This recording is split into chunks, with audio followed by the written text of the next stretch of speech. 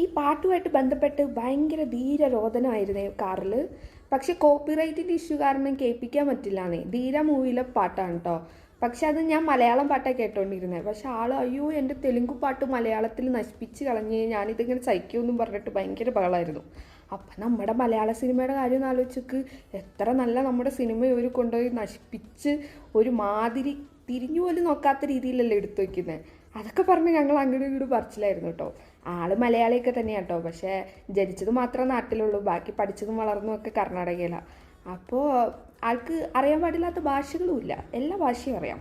കൂടുതലും ഈ തെലുങ്കും കന്നഡയൊക്കെ ആയിട്ട് കുറച്ച് കൂടുതൽ ബന്ധമുണ്ടായിരുന്നു ചെറുപ്പം മുതലേ.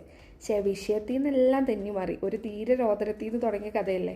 സത്യത്തിൽ ഞാൻ അതല്ല പറയാൻ വന്നത്. ഞങ്ങളൊന്ന് മോൾ ഓഫീഷ്യൽ വരെ പോയതാട്ടോ. വെറുതെ ഒരു കാര്യമില്ലാതെ ചുമ്മാ പോയതാ. അപ്പോൾ ലിപ് ബാം തീർന്നതുകൊണ്ട് ലിപ് ബാം മേടിച്ചു. നിങ്ങൾ ഫോറസ്റ്റ് എസെൻഷ്യലിൻ്റെ ലിപ് ബാം യൂസ് ചെയ്തിട്ടില്ലെങ്കിൽ യൂസ് ചെയ്ത് നോക്കണം കേട്ടോ. നല്ല അടിപൊളി ലിപ് ബാമാണ്. എനിക്ക് നല്ല റിസൾട്ട് കിട്ടുന്നുണ്ട്. അത് കഴിഞ്ഞ് അവിടെ ഇങ്ങനെ കറങ്ങി തിരിഞ്ഞുകൊണ്ടിരുന്നപ്പോഴാണ് വിചാരിച്ചത് എന്നാൽ പിന്നെ ഒന്ന് സിനിമയ്ക്ക് കയറിയാലോ. എന്തായാലും വന്നു എന്ന് വിചാരിച്ച്. പക്ഷെ അവിടെ ടിക്കറ്റ് ഇല്ലാത്തതുകൊണ്ട് തൊട്ടടുത്ത മോളിലേക്ക് പോയി. പിന്നെ അവിടെ നിന്ന് ചെറിയ ഫുഡ് അടി പരിപാടിയൊക്കെ ആയിട്ട് അങ്ങനെ പോയി. അത് കഴിഞ്ഞിട്ട് ആദ്യമായിട്ടാട്ടോ ഞങ്ങൾ ഇത്ര നേരത്തെ സിനിമയ്ക്ക് എത്തുന്നത്. അല്ലെങ്കിൽ